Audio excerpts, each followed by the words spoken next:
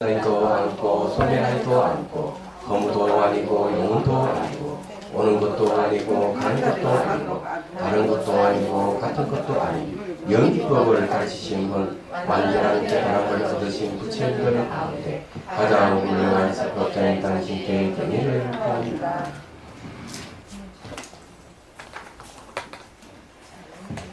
자, 우리가 관상품에 들어왔습니다. 123페이지 보십시오. 예, 세 가지 모습을 관하는 품인데, 세 가지 모습이라는 것은 생기고 머물고 소멸하는 생주멸에 대한 가르침이에요. 생주멸은 뭐 엄밀히 따지면 무상을 얘기하는 거죠. 변한다는 거죠. 우리가 그 생명을 논할 때도 생명을 정의를 어떻게 내리느냐 하면 과거는 지나가서 소멸할 수 없고 매 순간 새로 생성한다는 거죠. 그걸 매 순간 소멸하고 그 생멸하는 것이 생명을 그렇게 정의를 해요. 생물학자들이. 자, 이제 봅시다. 우리는 생명 이러면은 영혼 불멸에 죽지 않는 무엇으로 생각하는데 그거는 매우 추상적인 거고 현실적으로 생업병사하는 게 맞아요. 그래서 생주멸이라고 하는 거는 우리 현실적인 문제를 다루는 겁니다. 근데 여기서 사람들은 잘못된 생각을 갖고 있기 때문에 중론에서 이 문제를 갖고 논하는 거예요. 자, 거기에 개송 한번 읽고 청복 스님의 해설을 들어보는 걸 하겠습니다. 자, 2번 해놨는데 봅시다. 한 문번. 생주멸의 세 가지 모습이 모여 있건 흩어져 있건 상을 가질 수 없다. 어떻게 일척 한 곳에서 한시에 세 가지 모습이 있겠느냐. 그렇죠. 생주멸이 하나로 딱 같이 있지는 않아요. 생할 때는 주와 멸이 없고 주할 때는 생이 멸이 없고 멸할 때는 생과 주가 없습니다. 그렇잖아요. 그래서 이게 세 가지 모습이 한 곳에 한시에 있을 수는 없어요. 자, 산스크리트본 생등, 생주멸의 세 가지가 각각의 것들이라고 하면 위상의 작용으로 적합치 않다. 이게 각각이라면 위상, 함이 있는 모습은 아니라는 거죠. 이와 반대로 그 세 가지가 결합되어 있다고 한다면 어떻게 일체일시에 있을 수 있겠는가. 자, 여기는 분명하게 얘기를 하고 있습니다. 각각 생주멸이 각각 떨어져 있다 해도 유의 모습이라고 하기는 곤란하고 또 결합되어 있는 것이라 하더라도 한 곳 한시에 있을 수도 없고 그러면 이 생주멸을 어때요? 각각 있다 해도 틀렸고 한 모에 같이 있다 해도 틀렸다는 이야기죠. 그럼 생주멸을 어떻게 이해해야 될 것이냐 하는 문제를 제공합니다. 그래서 우리는 여기에서 얘기하는 것은 이런 거예요. 세 가지가 같다. 세 가지가 다르다. 같다, 다르다 하는 시각에서 생주멸을 우리 이해하려고 하면 이해할 수가 없다. 모순이 생긴다는 거죠. 그렇다면 생하고 머물고 소멸하는 것은 모든 존재가 생하고 머물고 소멸하기 때문에 모든 존재가 무슨 말인지 알죠? 모든 존재가 생겼다, 머물렀다, 소멸한다고 생각하면 우리가 이 세상을 생주멸하는 이 세상을 생주멸이 같다고 봐도 안 되겠죠. 또 각각 다르다고 봐도 안 되는 겁니다. 그럼 어떻게 봐야만이 올바르게 보는 것일까? 네, 그런 게 있죠. 네, 어떻게 봐야 될까? 123페이지요. 밑에서 세 번째 줄. 이 생주멸의 모습 하나하나가 독립적으로 유의법에 대해 상을 짓는다거나 아니면 세 가지가 합하여 유의법에 대해 모습을 짓는다거나 양자 모두 옳지 못하다. 왜 그런가? 만약 하나하나 독립적으로 상을 짓는다면 한 곳에서 있음의 상이 있기도 하고 없음의 상이 있기도 하며 세 가지 모습의 역할을 제대로 할 수가 없으니 옳지 못하다. 그렇죠. 각각이라면 이렇게 이제 말이 안 된다는 거죠. 그 말은 어때요? 생주멸은 서로가 관계를 갖고 있죠. 관계를 갖고 있는 생 따로, 문문기 따로, 멸하기 따로라 그러면 말이 안 된다 이런 것이죠.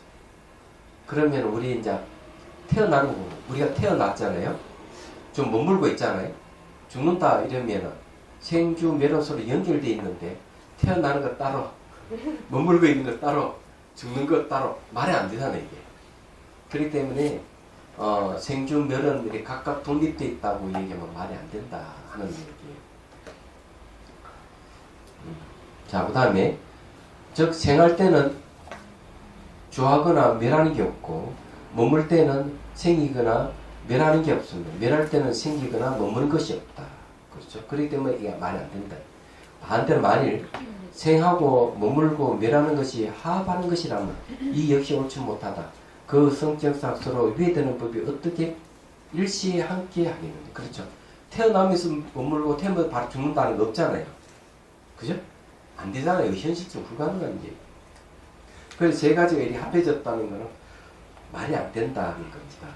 이 역시 옳지 못하다. 그 성격상 서로 위배되는 법을 어떻게 일시에 함께 하겠는 거야. 세 가지 모습이 다시 삼상을 간다는 건 역시 옳지 못하다. 왜 그런가? 세 가지 모습에 또 세 가지 모습을 갖는다는 말이 안 된다. 이런 걸 왜 논하는지를 아세요?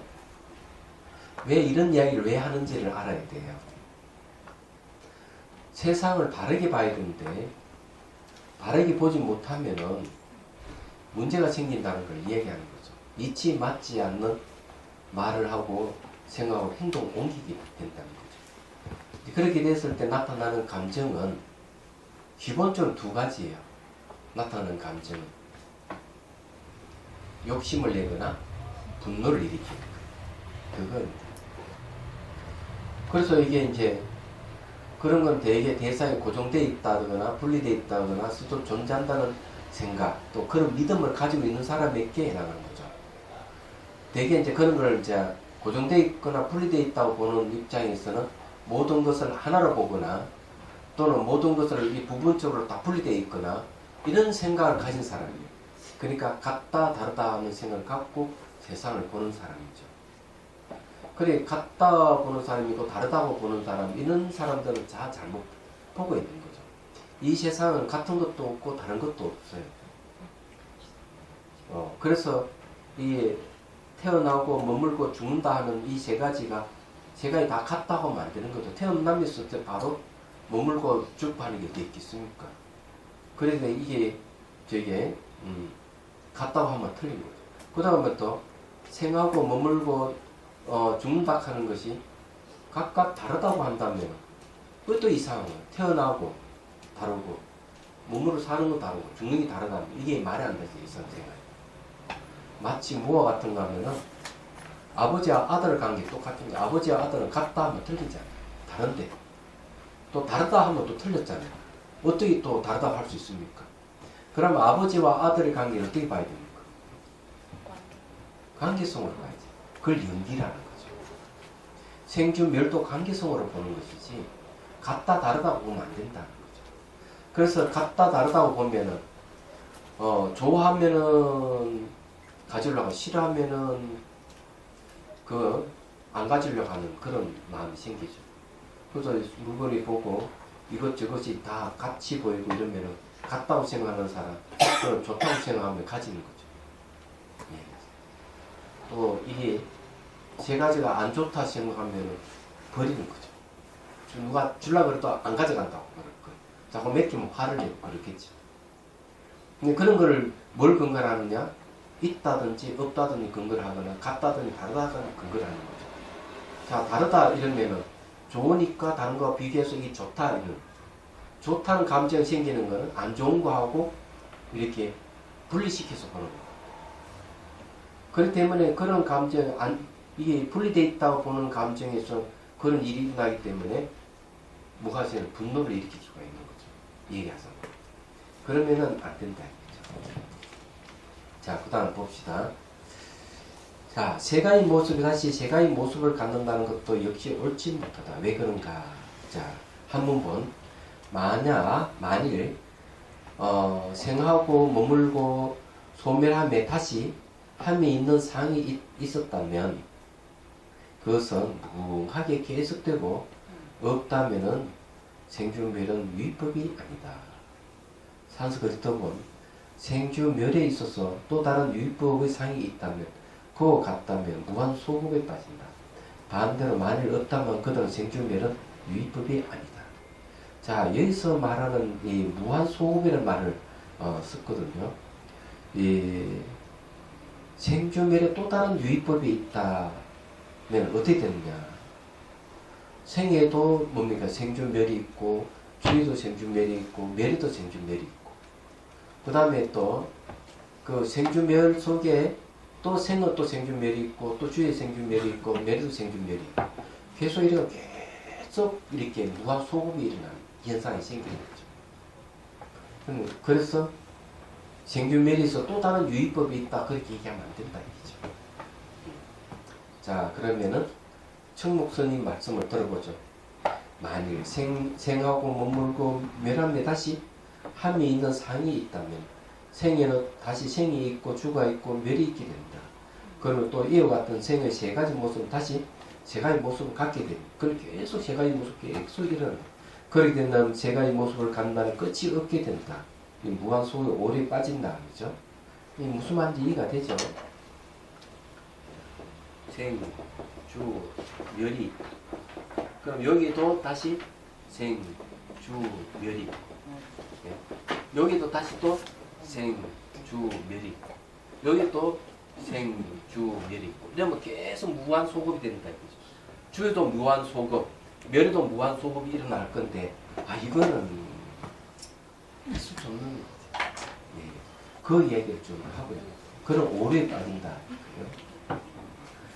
자, 만일 생주멸에 대해 다시 유의법이 없다면 이게 함이었다. 함이 이게 뭐 생겨 머물고 멸하는 이 무의법이 없다고 한다면 이 세 가지 모습을 유의법이라고 부를 수 없을 뿐만 아니라 유의법에 대해 상을 갖지 못한다. 자, 여기에 이것이 유의법이 아니다 이거죠. 자, 유의법이 아니다 하면은 이 생주멸은 존재하지 않는 것이다. 이런 얘기. 그래서 유의법 상을 못 갖는다. 그러니 이 역시 불합리하다. 생주멸은 다함이 있기 때문에 유의법 많은데 이게 또 유의법이 아니라면 말이 틀렸고 이것도 유의법이라고 한다면 또 유의법에는 이렇게 또 무한 소급이 일어나는 또 틀렸고 도대체 이걸 어떻게 이해해야 될 것이냐? 관계성을 이해하자.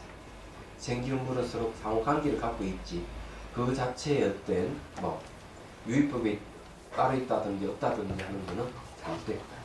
그래서 이 유의법에 대해서 이 유의법이 있다 해도 틀렸고 없다 해도 틀렸다. 이런 얘기를 하고 있는 거죠. 이 정도 되면요. 머리가 좋은 사람은 뭐가 하나 싹 지나가지고 이런 말 딱 들으면 뭐가 지나가겠어요? 그럼 이런 생각을 하죠. 어떤 사물에서도 이것이다 저것이다 결정할 수 있는 거 아무것도 없구나. 왜? 유의법에도 틀렸고 무의법으로 틀렸기 때문에 유의법이니 무의법이라 하는 언어거든요. 그럼 어떤 말을 붙여도 이건 안 맞다. 그럼 말을 떠나야만이 이건 해결될 것이다는 이게 탁 머리에 없고요. 그렇게 와야 돼요. 그래서 이제 선종에서는 분명도 이야기는 어느 문자도 공하다. 생각도 공하다. 이렇게 이야기하면서 말과 생각을 다 떠났다. 이런 말을 줄기차게 하는 거죠. 근데 이걸 오해하면 어떤 일이 벌어지는 줄 알아요?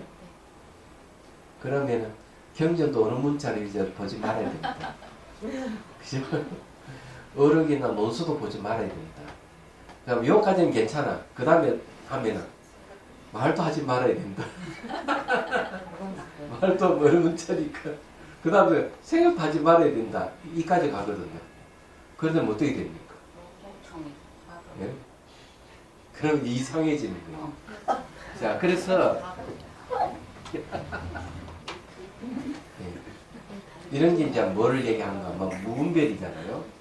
자, 재밌는 이야기를 하나 해드릴게요. 자, 무분별은 깨달음일까요? 깨달음 아닐까요? 예. 이거 깨달음 맞습니다. 무분별이라 하는 거는 말과 생각을 떠났다. 우리는 말을 근거해서 분별하고 생각을 근거로 분별하는데 말과 생각을 떠나는 게 무분별. 분별이 없다는 얘기죠. 근데 분별이 없는 것이 두 가지가 있어요. 야, 이걸 혼돈하면 안 되는 거예요, 사람들. 어떤가 하면은 깨달은 사람도 분별이 없고 각자, 그죠? 깨달은 사람은 분별이 없고 어린 아이도 분별이 없어. 그러면 이 둘은 같을까요, 다를까요? 다르다 하는 건 어떻게 구분해요? 지혜로 구분한다. 어린아이는 지혜 없고 각자는 지혜가 있다. 네. 이건 맞는 이야기입니다. 무분별 입장에서 어린아이나 깨달은 자랑 똑같아요. 그래서 이게 오류를 잘못 범해가지고 무지몽매한 사람이 분별이 없으니까 깨달은 사람이다 이렇게 주장하는 사람도 있어요. 야, 이러면 아주 곤란해집니다. 그런데 저런 일들은 그 켄 웰버라는 사람 얘기 들어보면 왕왕 굉장히 많대요. 많답니다. 외국에 또 꽤 많대요. 그래 분별이 없는 게 깨달음이다 이러면은 아주 무식하고 아무것도 모르는 사람도 깨달은 사람이다. 그 다음에 이제 어린아이뿐만 아니라 어린아이도 다 깨달은 자다. 이렇게 다 이렇게 해버린대요. 그러면 이거는 전후가 오류에 빠진다고 이 분명히 지적을 하고 있어요. 근데 우리나라 옛날부터 이게 있습니다. 이게 옛날 한번 한 얘기인데 한번 더 얘기를 하죠. 천진도인이라는 이름을 씁니다. 천진도인. 천진하니까 분별이 없죠. 얘기하잖아요. 그래서 어떤 수자가, 선방의 수자가 천진도인이라는 말에 매료가 됐어. 그래서 이제 화장실에 이제 밀어내기하고 앉아있으면 문을 똑똑 두드리면은 그 안에 앉아있는 그 수자가 뭐라고 하는 줄 알아요? 자기는 천진도인이라고 생각하는 천진도인 흉내를 내는 것이 문을 열고 돌아라. 말이 안 되죠. 그건 왜 그렇게 하느냐니까 자기 분별이 없대. 근데 분별이 없는 사람이 어떻게 도덕적인 문제에 걸리듯이 그러려면 아니 지금 현재 밀어내기 하고 있는 도로라는 말이 되느냐 이게. 자기는 천진도인 흉내내는 그런 걸 내가 한번 봤어요. 그래서 참 어처구니 없구나 생각을 했습니다. 자, 그래서 이게 지금 말과 생각을 떠난다 하니 잘못하면 이런 문제가 발생하는 거죠. 불임문자를 세우지 않는다는 쪽으로 갑니다. 그래서 경제를 보면 안 되고 논설을 보면 안 되고 어록을 보면 안 되고 법문들도 안 되고 다 안 된다 하니까 나중에 여기에 매료되는 사람들은 어떤 상태에 빠지느냐 하면 일자 무식이 아무것도 모르는 무지랭이 돼요. 지혜도 없는 거예요. 무분별 깨달은 자는 분별이 없지만 지혜가 있지만 어린아이 같은 사람은 지혜가 없는 거예요. 얘기하듯이. 그래서 우리 스승님께서 중국에 한번 갔다 왔어. 한 말. 불임문자가 불교를 망쳤다. 그래. 이 석정수필이라는 한 책이 그게 나옵니다. 그게 놀라운 일이죠. 그래서 선종에서 문자를 세우지 않는다 하는 이 말 때문에 선종의 활기를 잃어버려요. 나중에. 왜? 불임문자의 뜻을 잘못 오해해가지고. 그래서 이런 걸 비판한 분이 누구가 있는가 하면 선종의 조사, 육조 해능대석께서 그렇게 이야기합니다. 문자를 세우지 않는다고 해서 세우지 않는다 해서 다 부정을 하고 이러면 너는 말도 하지 말아야 된다. 말하면 안 되니까. 말도 하지 말아야 돼. 그러면서 그 제락하는 것은 산보다 높고 바다보다 넓다. 그렇게 지적. 육조 단계의 공부를 해요.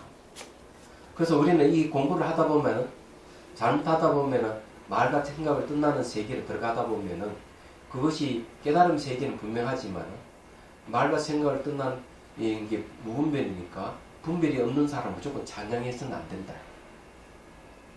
그 다음 대승기신론에 보면은 업상, 전상, 현상이 되어 있습니다. 업의 모습은 주객이 나눠지지 이전에 이 움직임만 있는, 그 다음에 능견상이라 하는 능이 보는 모습, 이건 주관이 생기거든요. 세 번째는 경계상입니다. 업상전은 현상을 경계상이라고 해요. 경계의 모습이 나타나요. 그래서 이 세 가지를 이렇게 얘기합니다.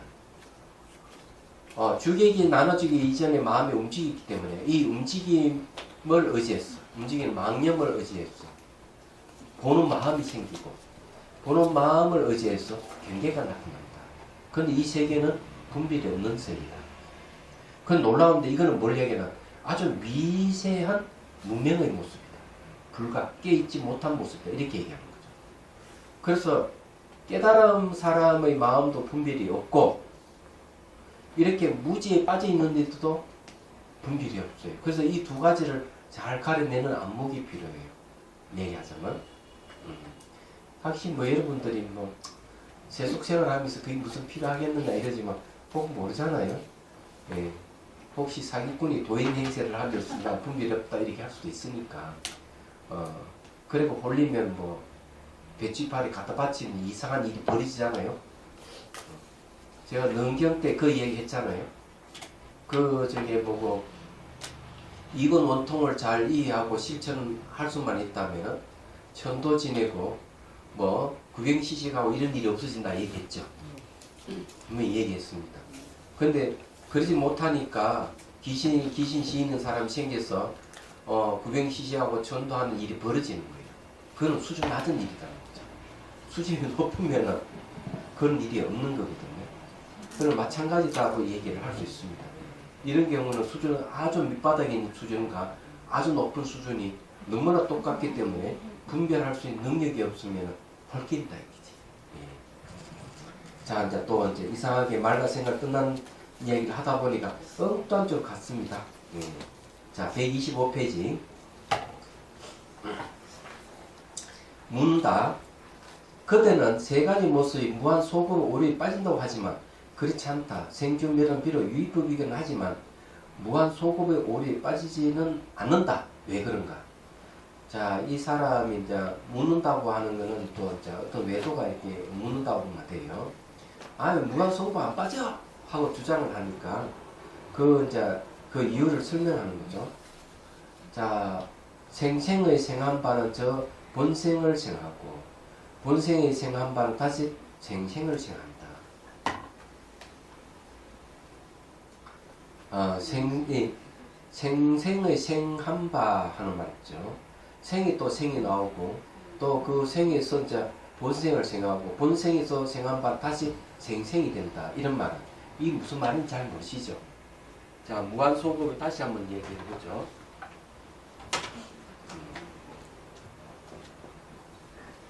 자, 생주멸. 자, 이거는 유의법이다.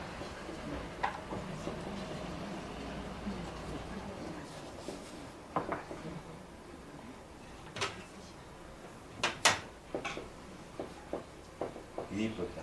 함이 있는 법, 함이 있는 법은 다 함이 있다, 배난다 이런 뜻이거든요. 그러면 이 삼상도 유의법이라고 한다면 하고 요 하나하나에 다 이게 유의법이다 이러면은 여기에 또 뭐가 생기냐면 생주멸이 생깁니다. 요 생인데 다시 생주멸이 생깁니다. 그래서 생에서 계속 생기고 생에서 계속 생기고 생에서 계속 무한속으로 쭉 이어진다는 얘기예요.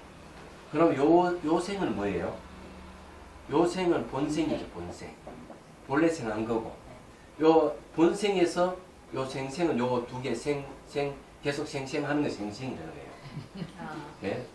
여러 개 생생 다 생생이야. 그리고 이거는 생생이라고 해요. 생생. 그래서 본생과 생생의 관계를 설명하는 거예요. 본생에서 생생이 나왔고 생생에서 본생이 나왔다. 이렇게 주장하는 거죠. 이 주장하는 사람이 좀 그 얘기예요. 그래서 생생의 생한 바에서 저 본생을 생하고 본생의 생한 바 다 생생을 생하고 서로 뭐 이렇게 생이게 하는데 뭐 이게 나쁠 게 뭐 있냐고 이렇게 주장하는 거지. 무슨 말 이해가 되시죠? 이걸 잘 보면 그런 얘기예요. 자, 생생은 오직 근본적인 생의 생일 뿐이며 근본적인 생이 다시 생생을 생한다. 이 근본적인 생에서 생생을 생하고 생생에서 다시 본생을 생한다. 이렇게 주장을 하는 거예요. 그래서 이제 그 주장한 바를 또 청목스님 말씀을 들어보면 봅시다. 어떤 법이 생할 때 그 자체까지 통틀어 7가지 법이 함께 생한다. 첫째는 그 법, 둘째는 생, 셋째는 주, 넷째는 멸, 예. 다섯째는 자 생생, 생생, 여섯째는 주주, 일곱 번째는 멸멸. 이 7가지 범주 중에서 본생은 그 자체를 제외하고 능히 나머지 6가지 법을 생한다.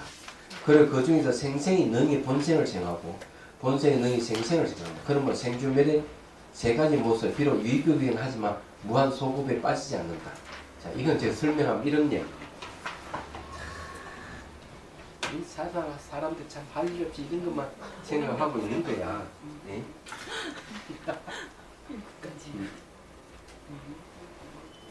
자, 생주멸.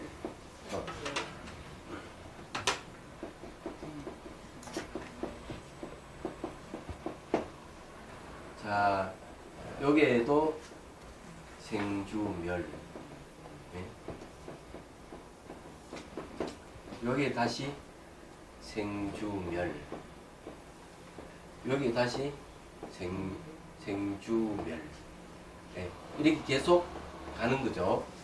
자, 첫 번째는 그 법 하는 거는 이 자체 법을 갖다가 그 법이라고 얘기했고, 두 번째가 이제 뭡니까? 두 번 생입니다. 요거. 여기 2번입니다. 요거 전체가 그냥 법이라 해서 1번이고, 요게 이제 2번에 속합니다. 자, 3번은 요게 3번입니다. 멸이 4번째 4번입니다. 맞죠? 자, 5번째는 뭡니까? 생에서 생생이 있으니까 이놈이죠, 이놈. 예? 이놈이지만 예, 5번째가 되겠습니다. 6번째는 뭔가 하면은 요 주주가 있죠, 주주. 이런 것이 6번째가 되겠습니다. 7번째는 멸멸이잖아요. 요것이 7번째가 되겠습니다. 됐죠? 그럼 여기 와서도 똑같이 또 생생, 주주, 멸멸 계속 이런 무한소급이 돼요. 근데 이게 무한소급이 아니다고 얘기합니다. 왜? 여기에 이제 본래 본생에서 생생이 나왔다가 생생이 다시 이렇게 그 뭐라 하는 거면 본생을 또 본생으로 돌아온다고 얘기를 하고 있어요. 아니 이 말이지 희론이지 이게. 예? 그래서 이제 본생에서 생생이 이렇게 나왔다가 생생에서 다시 본생으로 다시 낸다는 거죠. 그래서 이게 무한소급 가는 게 아니고 여기서 왔다 갔다 하는 것이라고 주장을 하는 거예요. 이게 맞느냐는 거죠. 제가 보기에도 이건 정말 말만 이렇게 하는 것이 진짜 아닌 것 같아요. 제가 보기에는. 여러분 어떻게 생각해요? 여러분 그런 느낌이 들죠? 왜 그러면 하여튼 무조건 복잡하면 좀 열심히 해봐야 돼. 복잡하면 좀 열심히 해봐야 되는데요. 자, 답한다. 만일 이 생생이 능히 본생을 정한다면 본생에서 생하는 것이 어떻게 그것이 능히 본생을 정하겠는가? 자, 여기에 요 생생에서 요 본생을 정한다 이게. 요 생생에서 본생을 정한다 그러면 어떤 오류가 생깁니까? 원래 생생은 어디서 나왔습니까? 본생에서 나왔는데 본생이 나온 생생이 다시 본생을 낸다. 말이 되느냐? 이 말은 이런 얘기예요. 부모에게서 자식이 태어났는데 자식에게서 다시 부모가 태어났다는 말 맞아요? 틀려요? 도저히 말이 안 되는 거예요 이게. 그래서 이게 이상하다는 거예요. 그리고 이게 질문하는 사람이 좀 이상하게. 그건 실질적으로 이런 식으로 주장하는 사람들이 들어 있습니다. 이런 식으로 주장하는 사람들이 예, 이게 혀가 뭔가 현란해가지고 사기꾼들이 꽤 많아요. 그 어떤 때는 맞는 것 같다, 이치 맞는 것 같다 하지만 더 자세히 뜯어보면 이치 안 맞는 말을 하고 있는 거죠. 사기꾼들은 그러는 거예요. 그렇기 때문에 잘 따져봐야 돼요. 말을 잘하는 사람은 그때 잘 따져봐야 돼. 그걸 잘못 따지면은 사기 당할 가능성이 많아요. 네. 사기꾼들 얘기 들어보면 그런 거예요. 진짜 앞에 대놓고 사기치는 사람은 진짜 같이 하거든요. 진짜 같이. 그래서 이제 그건 이치 안 맞다. 자, 그 다음 산스그토본 봅시다. 그대께 있어서 말 생생히 본생을 생각하며 그대 견해대로 본생에 생하지 않는 것이 어떻게 본생을 어떻게 생각하겠느냐. 그렇죠. 생생에서 본생이 나왔다 그러면은 원래 본생에서 생생이 나오는데 생생에서 본생이 나왔다 그러면은 이 생생은 본생에서 안 나왔다는 얘기죠. 본생에서 안 나왔다면은 생생에서 본생을 낼 수 없다는 얘기죠. 그건 이치 안 맞다. 그 당신 말이 어떻게 맞을 수 없는 그럼 생때 쓰지 마라 이런 얘기죠. 여러분 이거 잘 공부해 두어야 될 이유가 있어요. 첫 번째 이유, 남편하고 싸울 때나 아내하고 싸울 때 우리 이런 논리 공부를 잘 해놓으면 상대를 이기기 쉽다. 두 번째, 이제 자식들이 또 뭐 부모를 또 막 송사를 내는 경우도 있는 모양이야. 이럴 때도 이 논리 능하게 되면은 자식들이 말하는 걸 하나하나 반박하며 잘못을 지적해 줄 수가 있을 것이다. 요즘 형제간에 또 싸우죠. 형제간에 또 이권 다툼이 막 벌이고 있는 현실에 이게 논리가 분명하다면은 그 경쟁이 될 수가 있다. 그렇지 않은 왜 세상 사람 이치에 맞는 것을 인정을 하지 이치에 안 맞는 걸 인정 안 하거든요. 그 대표적인 현상이 어디에 나타나고 있어요? 우리나라 최고층의 빌딩을 세운 롯데에서 일어나고 있잖아요. 롯데. 형하고 아우하고 지금 열심히 싸우고 있잖아요. 그죠? 아니지. 아우하고 형님하고 아버님하고 아버지하고 대상을 싸우고 있죠. 그죠? 반대로 해야 되겠네. 큰아들하고 아버지하고 작은아들하고 싸운다고 봐야 되겠지. 그렇잖아요? 이런 일들이 이치 맞느냐 안 맞느냐가 참 중요한 거예요. 이야기하자면. 그래서 그 이권 다툼하는 게 아주 절정에 지금 달하고 있는데 결론이 어떻게 될지는 알 수가 없어. 그래 저런 거 보면 앞으로 그 아들 둘이 태어나는 건 좀 아주 골치 아플 것 같아요. 둘이 또 재산 싸움만 할 것 같은데, 그죠? 그러면은 한 셋 이상은 괜찮지 않을까? 셋이 있으면 저 싸우지. 그 싸운다고? 그럼 하나만 있으면 어떻게 되나? 또 부모하고 싸울 거 아니야? 걱정이네.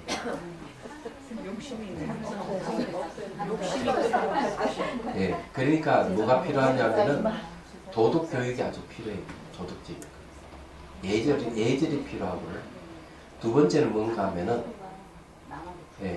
두 번째는 인생을 관조할 수 있는 철학이 있어야 돼요. 그래서 제가 말씀드리고 싶은 건 생각에도 양이 있고 질이 있는데 생각이 양이 많다고 좋은 게 아니에요. 또 이 생각이 적다고 해서 질이 나쁘면 별로야. 질이 좋아야 돼. 생각 속의 질이 좋아야 되고 또 생각이 질이 좋으면 생각이 많으면 괜찮아요. 근데 생각 질도 나쁘면서 생각이 많고 이러면 이 문제가 되는 거예요. 네? 그렇잖아요.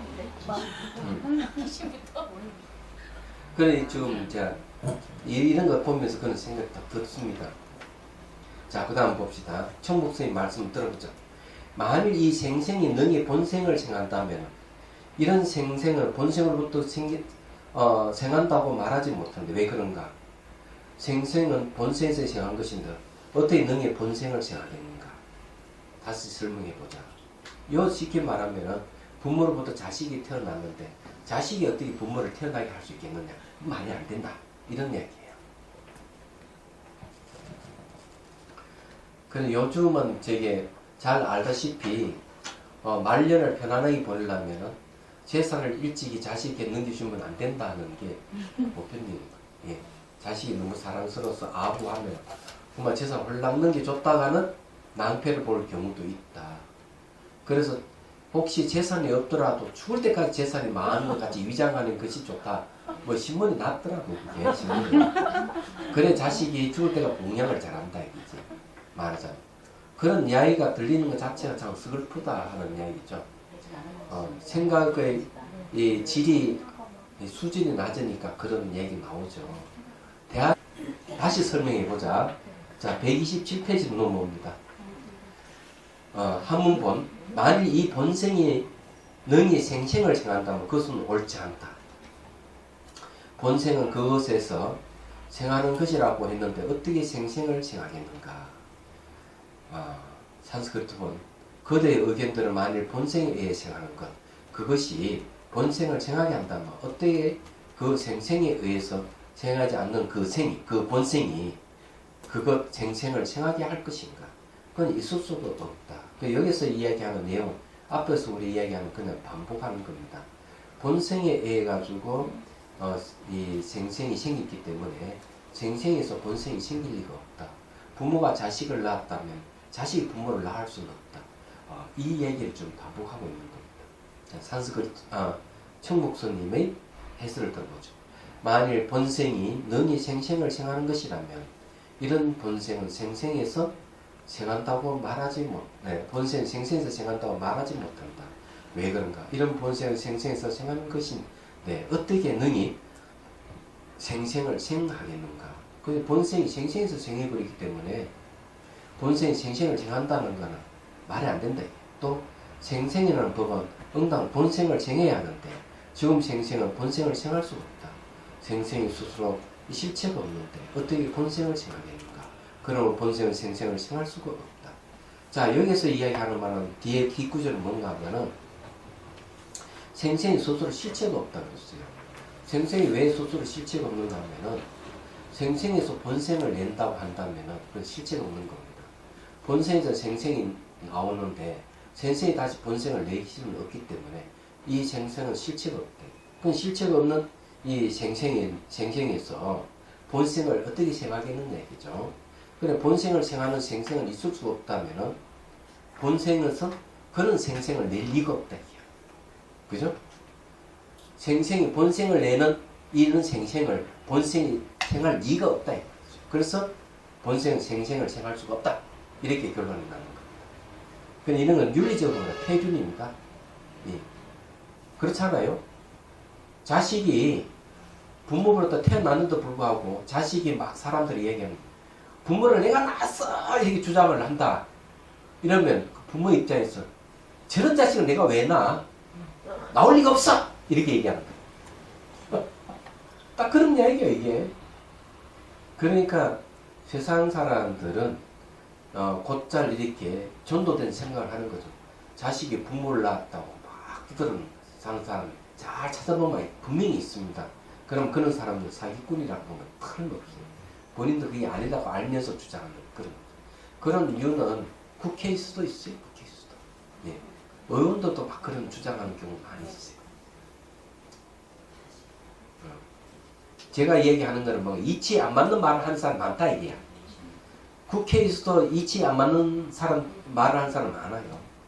그래서 사회생활을 할 때도 그리고 저기 뭐 국회에서도 그렇게 하는데 일반 사회에서 그런 게 없겠어요? 잊지 않는 말, 닿지 않는 말을 얼마나 많이 하는지 모르고. 그렇기 때문에 여러분들은 그런 데 속으면 안 됩니다. 그래서 이런 이치를 잘 알면은 대화할 때 그 진과 거짓을 잘 이렇게 가려낼 수가 있습니다. 그런데 이런 건 있어요. 자기가 거짓말을 하더라도 거짓말 할 줄 모르고 하는 사람이 참 많다는 거예요.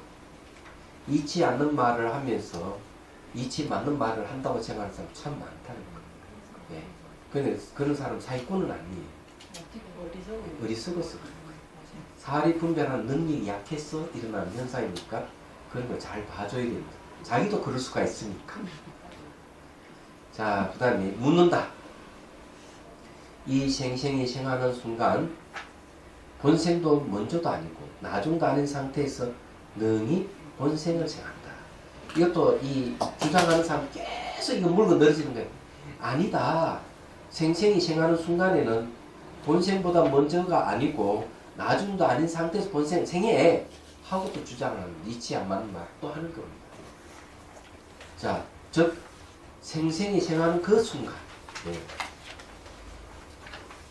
능히 본생을 생하는 것이다. 이 말은 이런 거예요. 본생이 생생을 딱 생하는 순간 생생은 본생을 생한다. 이런 얘기. 이거는 부모가 자식을 낳는 순간 자식은 부모를 낳는다 하는 주장이에요. 아, 이 골치 아프네. 이런 사람 만나면 참 설득하는데 참 힘들 거예요. 이런 사람을 만났을 때는 가장 필요한 덕목이 하나 있어요. 왜? 끝까지 잃지 않는 말을 주장할 때는 거기에 대해서 화를 내면 안 돼요. 뭐가 필요한? 인내심이 필요해요. 그 덕목이 필요해요. 인내심. 이걸 잘 기억을 하지. 그 사람이면 이런 일을 안 당해봤습니까? 없습니까? 별로 없어요. 이런 일 당해본 사람 없어요? 예? 저는 있는데 여러분 없구나. 얘기 들어보면 이건 말도 안 되는 소리인데 끝까지 주장하는 사람. 그런 사람 있더라. 자, 답한다. 그렇지 않다. 왜 그런가? 만일 생생히 생할 때 능히 본생을 생하는 것이라면 생생이 오히려 없는데 어떻게 본생을 생하냐? 생생이 오히려 없는데 어떻게 본생을 생하냐? 이 말은 원래 본생에서 생생이 나오기 때문에 생생이 생할 때 본생을 생한다는 것은 있을 수가 없다. 왜? 본생에서 생생이 나오는데 어떻게 해서 생생이 생할 때 본생을 생하는 얘기야. 말이 안 된다. 자, 산수를 뜨고 만일 생생의 이런 비생이 그 본생을 생하게 할 수 있다면 그대의 의견대로 이 생생이 생할 때가 기꺼이 본생을 발생하게 하리라. 그렇죠? 생생이 생할 때도 본생이 발생한다. 그렇죠? 그런 일이 있습니까? 아이가 태어나면서 동시에 부모가 태어나는 일이 있어요? 없잖아요. 그럼 이건 말이 안 나온다. 자, 천목선님 말씀 들었죠? 만일 생생이 생할 때 능히 본생을 생하는 것이라면 가히 그러하겠지만 실제 그때는 생생이 아직 존재하지 않는 상태. 왜 존재하지 않아요? 본생에서 생생이 태어날 때인데 태어난 생생이 본생을 낸다고 얘기할 때는 이건 생생이 아직 태어날 때가 아니다. 말하자면 그래서 생생이 생할 때는 본생을 생할 수 없다. 자, 이런 이야기입니다. 자, 본생이 있고 생생이 있다. 자, 이 생생이 여기 생길 때 동시에 본생도 생긴다. 자, 생생이 생길 때 생생에서 본생이 생긴다. 이렇게 주장하는 겁니다. 그럼 이게 어떤 문제가 발생? 원래 본생에서 생생이 나왔기 때문에 생생이 생길 때 본생이 생긴다 하는 것은 이 생생은 존재합니까? 안 합니까? 이 존재 안 하는 겁니다. 왜? 이 생생은 본생에서 태어났다 하는 걸 부정하기 때문에 본생에 생긴 생생이 이걸 부정하고 생생에서 본생이 생긴다 하는 건 있을 수 없기 때문에 그러면은 본생 입장에서는 생생은 아직 생길 때가 아니다. 안 생긴 생생을 본생을 생긴단 말이 안 된다. 이런 걸 뭐라고 얘기하면 이렇게 될 겁니다. 백류경에도 나옵니다. 저희 어머니는 아이를 낳지 못합니다. 이게 말이 됩니까? 안 됩니까? 저희 어머니는 아이를 낳지 못한다. 그럼 자기는 왜 생겼어? 이 이야기야 이거. 지금 이 이야기를 얘기하는 거예요. 생생이 본생 보고 저희 어머니는 아이를 못 낳습니다 하는 말인 거예요. 와, 그래 놓고 이제 자기가 어머니를 낳았다 이렇게 하면 이야 이거 진짜 황당한 거예요. 이런 걸 뭐라고 콩가루 집안들 있잖아. 몽골이 세계를 지배할 수 있었던 내용을 이야기를 하는 거예요. 그럼 몽골에서는 그 징기스칸이 그 세계를 지배할 때는 물류 이게 동서가 물류 교류가 아주 활발했답니다. 그게 뭔가 막 파발만. 그러니까 이 몽골이 수도에서 바그다드까지 가는데 일주일밖에 안 걸린다는 거죠. 맞아. 그래가 서로가 계속 문물이 교환돼가 세계가 발전. 이것이 이제 현대 세계 시스템의 기초가 됐다고 얘기해요. 그것도 놀라운 거는 유럽에서는 종교 전쟁을 하면은 같은 종교, 같은 기독교 안에도 파가 다르면 서로 죽이고 했다는 거죠. 얘기하자면. 그런데 몽골의 수도에서는 이슬람, 기독교, 불교 만나고 서로 토론을 하고 그런다는 거죠. 서로 죽이고 이런 게 없다는 거죠. 이런 거 봤을 때 이 몽골이야말로 이 세계를 역사를 바꿔놨다는 거죠. 그것 알면 알겠습니다. 자, 만일 본생이 생할 때 능히 생생을 생하는 것이라면 그건 옳지 않다. 본생이 올이 없는데 어떻게 생생을 생하겠는가. 자, 요건 말은 뭔가 하면은 본생이 생할 때 이랬죠. 본생이 생길 때 생생을 동시에 같이 생긴다면 말이 안 맞다는 거죠. 그래서 본생이 오히려 없는데 어떻게 생생을 생하겠느냐 이런 거. 본생이 생길 때는 본생이 있습니까 없습니까? 없을 때입니다. 본생이 생길 때는 본생이 없어요. 생기는 과정이기 때문에. 그건 어떻게 생생을 생할 수 있겠느냐 이런 이야기예요. 산서 그리스도 보면 봅시다. 만일 본생이 이런 비생이 생생을 생하게 할 수 있다면 그대의 의견대로 이 본생의 생시에 생길 때가 기꺼이 이것을 발생하게 하리라. 말도 안 되죠. 본생이 생길 때 생생에 의해서 본생이 생길 때 다시 생생이 생긴다는 건 있을 수가 없는 거죠. 안 되는 거죠. 자, 여기 중요한 거는 생길 때 하는 겁니다. 생시. 자, 요 시간이죠, 시간. 생길 때, 생길 때. 자, 이 생길 때에 대해서 설명하죠.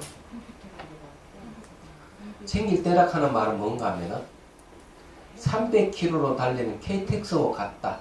이렇게 얘기할 수 있습니다. 여러분들이 이제 차를 기다린다. 그럼 자기가 기다리는 차는 서지 않고 이 KTX가 지나간다. 지나가는데 300km로 달리며 지나간다. 그럼 지나간다 하는 생길 때 맞죠? 잡을 수 있습니까? 없습니까? 잡을 수가 없어요. 그런데 생길 때도 이렇게 잡을 수 없는데 생기지 않을 때에 무슨 생생이 생기겠어요? 말이 안 돼요. 생길 때도 잡을 수가 없어요. 그 생길 때도 발생할 수가 없는데 지나고 난 뒤에는 발생한다면 있을 수 없는 것이죠. 그래서 여기에 이제 말하면 본생이 생길 때 기꺼이 이것을 발생하리다. 뭐가 발생? 생생을 발생할 수가 있대. 그렇지만 불가능하다. 왜? 생하는 것이 아닌 게 어떻게 생생을 생할 수 있느냐. 말이 안 된다. 그 다음에 청목스님 해설. 만일 본생이 생할 때 능히 생생을 생하는 것이라면 가히 그렇게 하겠지만 실제 그때는 본생이 아직 존재하지 않는 상태이니 왜 생길 때니까 존재하지 않은 상태니 본생이 생할 때 생생을 생할 수가 없다. 그러니 당신 말은 그럴듯하지만은 아니다. 이렇게 얘기를 하는 거죠. 그래도 또 끈질기게 또 물어봅니다. 이 사람 묻는 사람이 참 대단한 사람이죠. 마치 등불이 능히 자신도 비추고 또 다른 것도 비추는 것처럼 생법도 역시 이와 같아서 스스로 생하고 또 다른 것도 생하게 됩니다. 자, 이 주장은 아주 중요한 겁니다. 자, 등불 있죠. 네. 이러면 등불이 쫙 이렇게 비춥니다. 등불은 이쪽으로 방향으로 사물을 비추는 거 맞죠? 그죠? 이 빛은 동시에 이쪽으로 또 비춘다는 거죠. 맞습니까? 안 맞습니까? 빛이라 하는 거는 이쪽보다 비추고 이렇게 주장하는 게 유식에서 주장해요. 유식.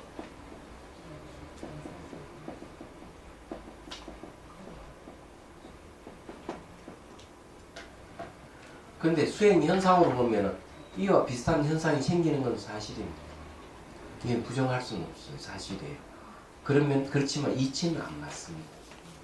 저도 한때 이걸 맞다고 생각을 했어요. 근데 왜 그런가? 수행 시에는 확실히 대상을 보면서 동시에 자기를 보고 있는, 같이 보고 있기 때문에 그런 현상이 생기는 건 사실이에요. 근데 이치적으로 보면은 이거보다 더 아주 논리적으로 설명하는 게 이 중간합파에서 설명을 하는 거. 중간합파는 이렇게 설명하고 있어요. 요 빛 자체가 무분별이다. 분별이 없는 이 빛이 사물을 비치지만은 빛이 다시 분별이 없는 걸 비출 수가 없다. 대상이 아니다. 그래서 이 말은 뭔가 하면은 내가 비추는 마음, 관하는 이 마음이 무분별 상태가 아니라면 대사무도 비추고 그 다음에 이 등불 자체도 비추는 일이 벌어지지만 이 등불 자체가 무분별이라면 사물을 비출 뿐이지 등불 자체는 비출 수 없다 하는 말이 이치에 맞는 겁니다. 그럼 이런 수행을 해본 사람은 이 얘기를 알아들을 수 있어요. 그러면 어떤 정도 경지에 가면 이걸 이해할 수 있느냐면 눈을 감겨 있는 상태에서 눈이 떠 있는 사람, 그는 의식이 깨 있는 사람. 그럼 눈 감은 상태로 눈동자 좌우로 사물을 보더라도 보는 마음이 바뀌지 않는 사람. 눈을 떴다 감았다 하더라도 보는 마음이 안 바뀌는 경지에 이르게 되면 사물도 보면 동시에 자기 보고 있는 마음도 비추고 있는 상태일 거예요. 그렇지, 그 보고 있는 마음은 아직까지 분별이 있기 때문에 그런 현상이 생긴다고 이렇게만 볼 수가 있어요. 자, 또 봅시다. 산스크리트본 등불이 스스로와 남 양자를 함께 비춘 그처럼 생은 자와 타 양자를 생하게 하는 것입니다. 그러니까 생한다가 본생도 생하고 생생도 생한다, 두 개 다 생한다 이 말이죠. 자도 생하고 타도 생한다 이렇게 주장하는 거죠. 그건 뭐와 같다? 빛과 같다. 빛은 사물을 비추고 동시에 사물 자체를 비춘다. 이 주장. 또 들어보면 이치 맞아요. 그렇지만은 여기서는 아니다고 얘기합니다. 마치 등불을 어두운 방에 넣으면은 방 안에 온갖 사물을 남김없이 비추면서 동시에 스스로도 비추듯이 생함도 이와 같아서 능이 다른 것도 생하고 이렇게 하면서 스스로도 생하는 것이다. 그렇게 하는 거 답은 딱 그렇지 않다. 왜 그런가? 여기 있어요. 그래서 이게 논리가 아주 중요해요. 세밀하게 잘 분별하는 분별이 매우 중요한 거예요. 그런 건 전부 지혜라고 볼 수 있습니다. 한문본 등불 그 자체에는 어둠이 없다. 자, 이 등불 자체 어둠이 없다 하는 건 뭡니까? 분별이 없다. 분별이 없다 하는 상이 없다. 상이 없으면 어때요? 비출 수가 없죠. 분별이 있다 하는 건 대상이 있다는 거죠. 상이 있다. 상이 있는 거는 볼 수가 있는데 분별이 없는 거는 여기는 상이 없다. 그럼 여기는 몰래 등불 그 자체는 어둠이 없다. 이런 등불이 머무는 곳에는 역시 어둠은 없다. 어둠을 파괴하기 위해 비춘다고 이름하는데 어둠이라는 건 없는 것이란 말이야. 비춘다는 것도 없는 것이다. 그래서 이게 이제 여러분들 수행을 하면서 어둠이 없다 하는 분별하는 마음이 없다고 한다면 어떻게 됩니까? 비춘다고 하는 게 없어요. 그러니까 환히 비치고 있는 마음 안에는 분별이 없는 상태이기 때문에 대비추를 본래 볼 수가 없는 거죠. 그럼 대비추 보고 있는 상황이 아직 수행이 덜 된 거고 대비추가지고 비출 대상이 없다면은 주관도 없는 거예요. 그래서 거기에 이제 그 영각선이 영가집에 보면 현각스님이 영가집에 보면은 그 얘기 나오고 있는 겁니다. 그게 뭘 얘기하는 거야? 성성적적적적 성성이라든지 그 다음에 또 그게 있죠. 상조상차라 하는 말 거기서 나옵니다. 거기서 나오는데 그 말은 무슨 말인가 하면 그 내용을 보면은 대상이 사라지면은 주관도 사라집니다. 얘기하자면 그러면 상적대버립니다. 주객이 같이 고여집니다. 동시에 상조 주관도 붙이고 객관도 비춘다는 말이에요. 그래서 상조 상차를 하는 말을 씁니다. 그래서 수행하다 보면 그런 현상이 생기는 얘기하죠. 제가 여러분들에게 얘기할 수 있는 거는 허공에 햇빛이 비추는 것 같다. 허공은 텅 빈 게 안과밖에 없는 거고 햇빛이 비추는 거는 안과밖에 비추는 게 없어요. 빛만 있어요. 그게 상조 상차의 경지라고 비유를 들자면 그렇게 이해할 수 있습니다. 근데 여기도 그런 얘기를 하고 있는 거예요. 등불 자체에 무슨 어둠이 있느냐? 어둠이 없기 때문에 빛이 등불을 비춘다 하는 건 있을 수가 없다. 어둠이 있으면 비추지만 분별이 없다 하는 거는 그림자가 없다는 소리 똑같은 거거든요. 그래서 이게 대단한 거예요. 맞아. 자, 산스그리트본 이것만 이야기 끝낼게요. 등불 그 자체는 어둠이 없다. 또는 그것이 머무르고 있는 장소에도 어둠은 없다. 그렇게 어둠이 존재하지 않으니 등불이 무엇을 비출 것인가? 왜냐하면 비춤은 어둠의 파괴자이기 때문에. 자, 등불은 지혜에 비유합니다. 지혜가 있을 때는 어둠은 있을 수가 없다.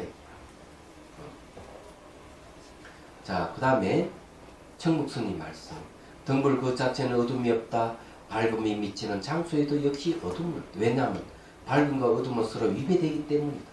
어둠을 물치기에 비춘다고 이름 붙였는데 어둠이 없다면 비춤도 없을 것이다. 그는 어떻게 등불이 능히 자기 스스로도 비추고 다른 것도 비춘다고 말할 수 있겠느냐. 그건 불가능하다. 아, 멋있다. 끝내주는 거지.